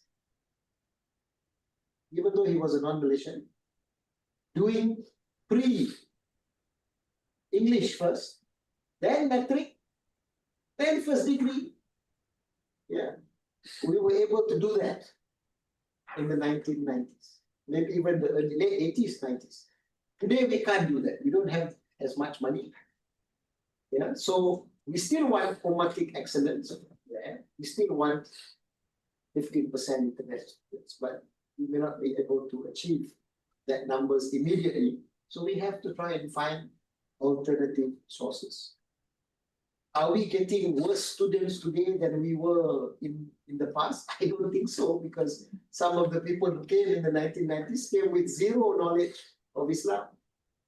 So I don't think today's students are any worse than previously. But we may have to tackle them differently. About staff, again, are we getting better staff? Were we getting better staff previously compared to today? To say, I think that one maybe again, maybe the analysis from MSD records on the staff we have, who they are, what their qualifications are, combined with the legal advisors' record of disciplinary cases, maybe we can come up to some conclusion of whether we have improved or not. Even this question is talking about whether IIUM has improved or not, or maintained its mission. So everybody's concerned. That's a good indication that people are concerned about whether IIUM is able to sustain its mission and vision. That's wonderful. Thank you so much, Prof. And so we have another question from Dr. Azabin from Beliau question. So, Assalamualaikum, Prof. I am concerned about the fairness and transparency of the promotional career progression pathway in IIM. I feel we have consistently exceeded expectation, yet the opportunities for advancement seems to be obstructed. Frankly, it feels like an oppressive system that is not built to recognize or foster staff potential is far from reflecting our university aspiration. I have had discussion with many senior clinicians and also MSc personnel regarding this, but they are powerless. Many staff and experts have left IIM because of this oppressive system.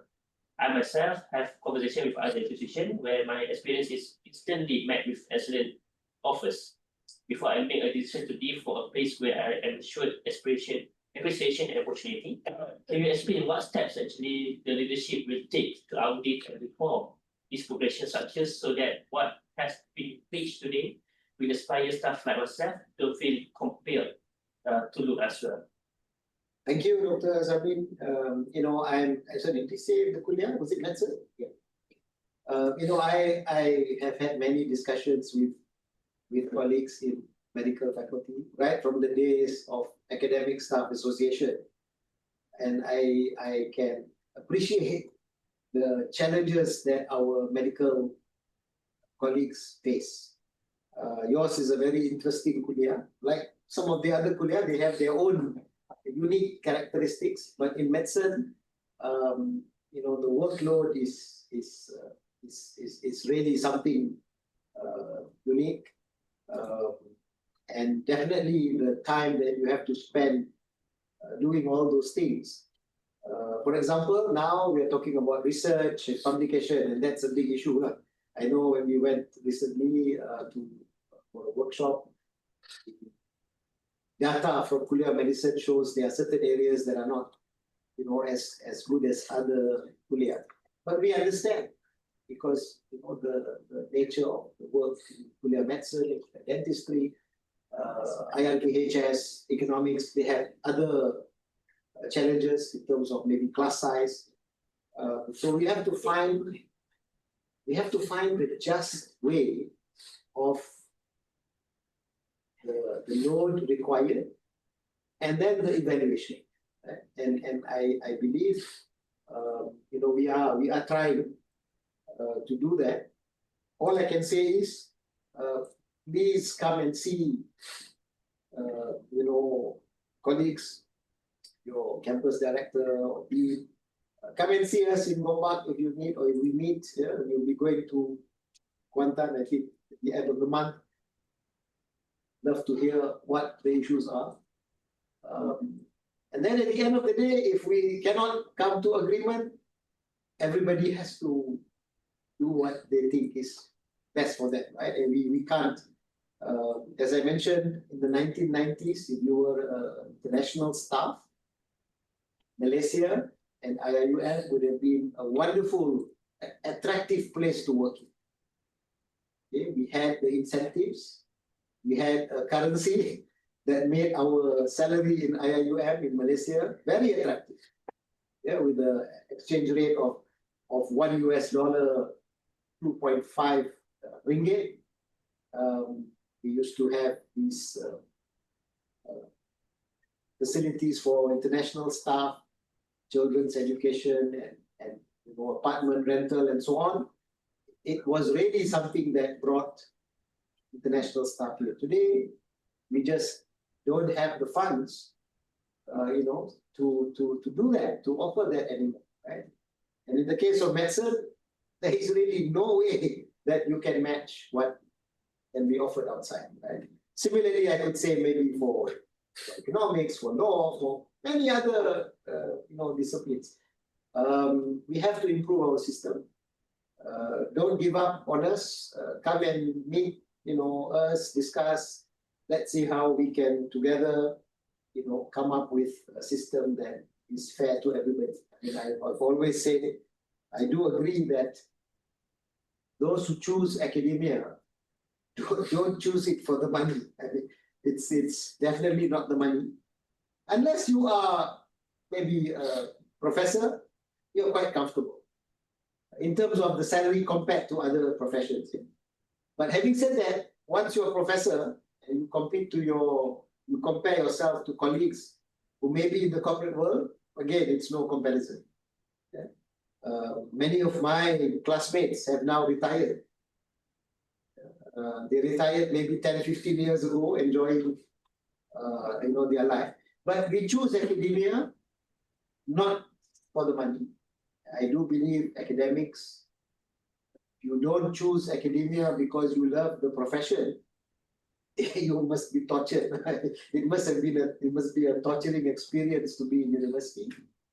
So yeah, please discuss with your colleagues, come and see us, and let's work together and try to come up with some way to get and keep the best people. All right, thank you so much, Prof, for your answers. All right, so Anybody else from Zoom wants to? yeah, maybe Besides just So we open from Zoom. If you have any verbal question to our speaker.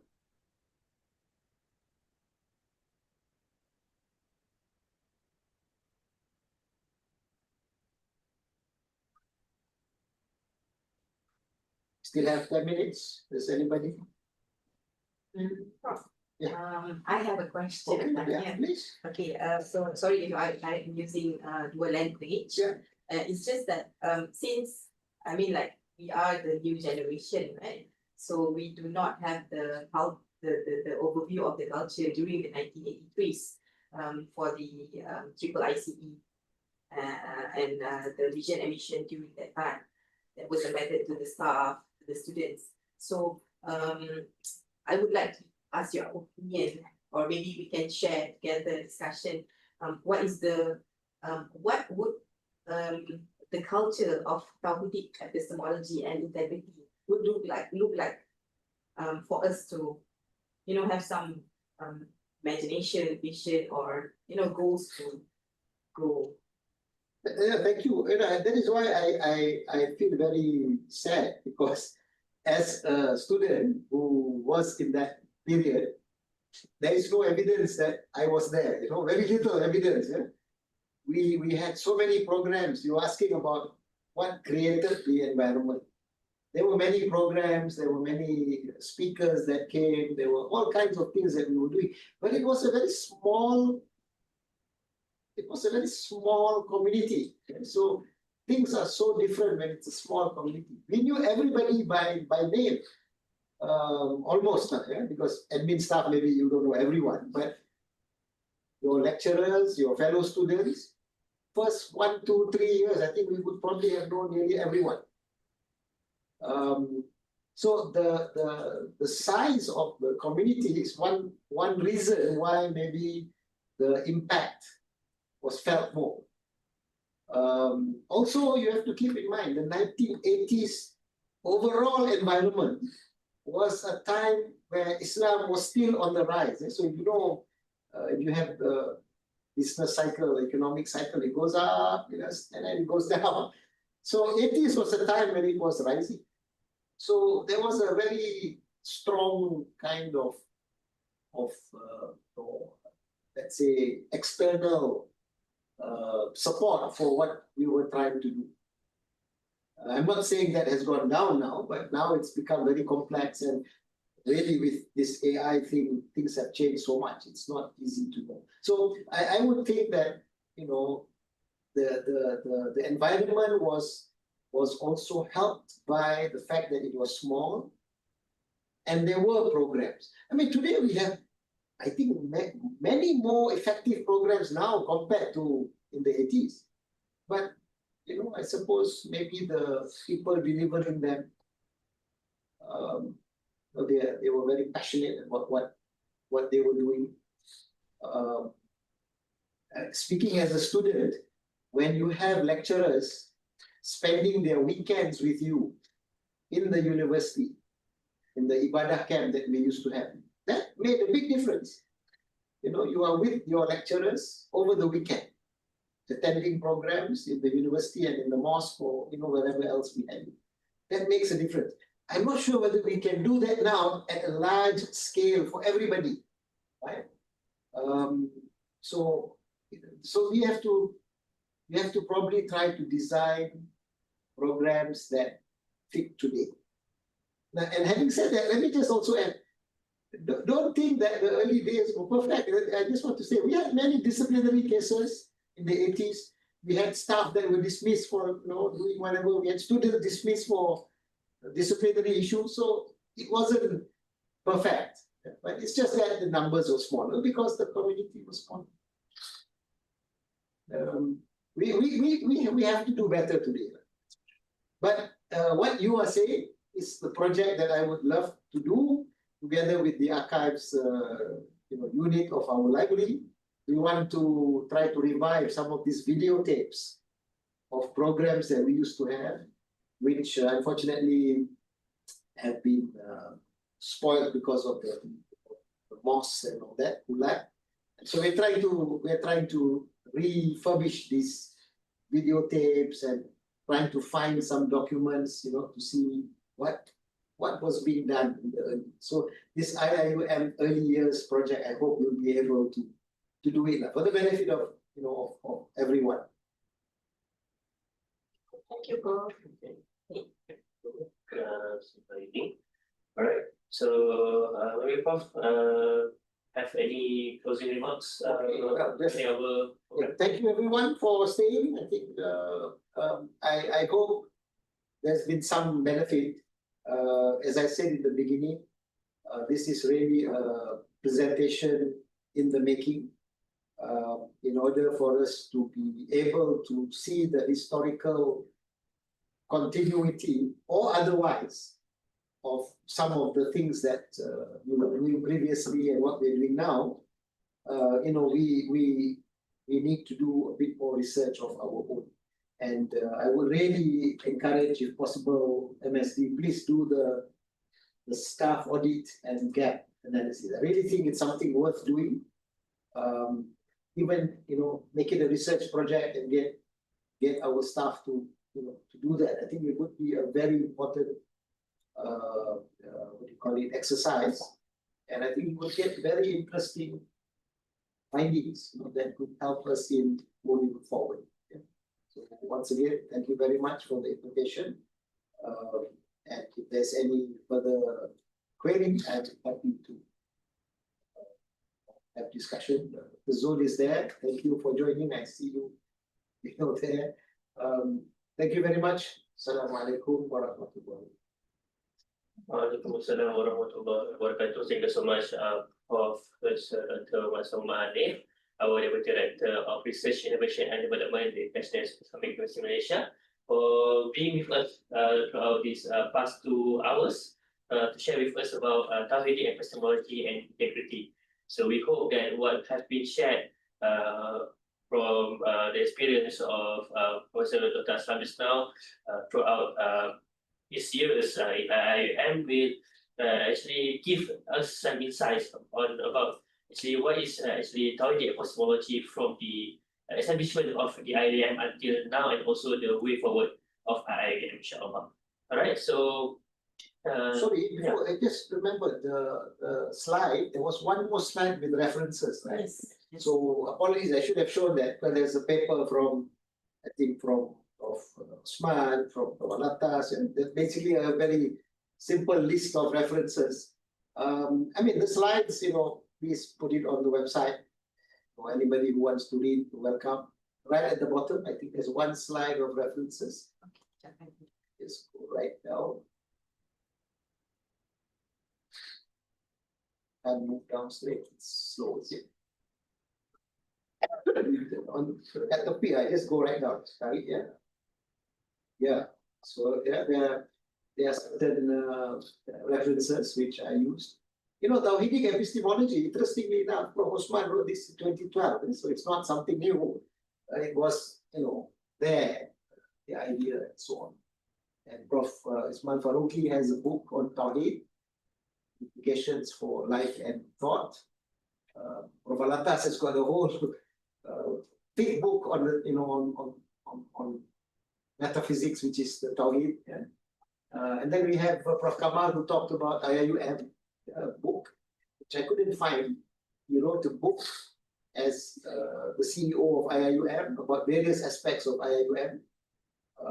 And then in documents, a few documents from IIUM, talking about the goals of what IIUM is all about and integrity, basically. Thank you so much for sharing with us this. Right. So next, I'd like to proceed with the photography session. So have any camera, can turn on the camera and we'll take photo, digital photo.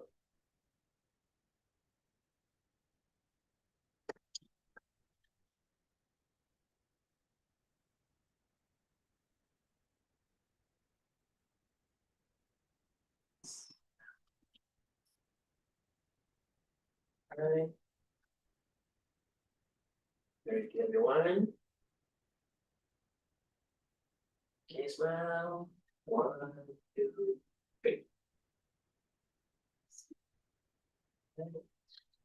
1 second. So smile. Have three pictures. Alright. Okay. One more. 1, 2, 3.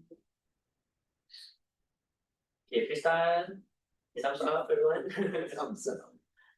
All right, 1, 2, 3.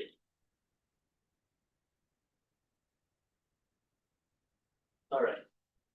Okay, once again, thank you so much, everyone, for joining us today on our expert session, Series 4 2025, with the topic of Tawhid, epistemology, and integrity. For those who maybe missed maybe the early session, or maybe you want to replay this session, you can go to our YouTube, MSD Competency Development. You can go and search for this video, and as well as previous talks and also sessions that we conducted throughout the year.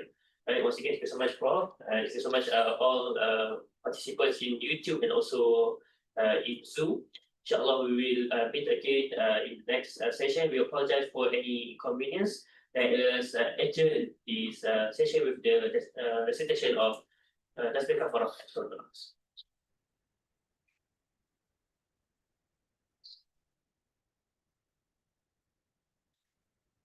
Thank you so much, everyone. Don't forget to fill in your evaluation form.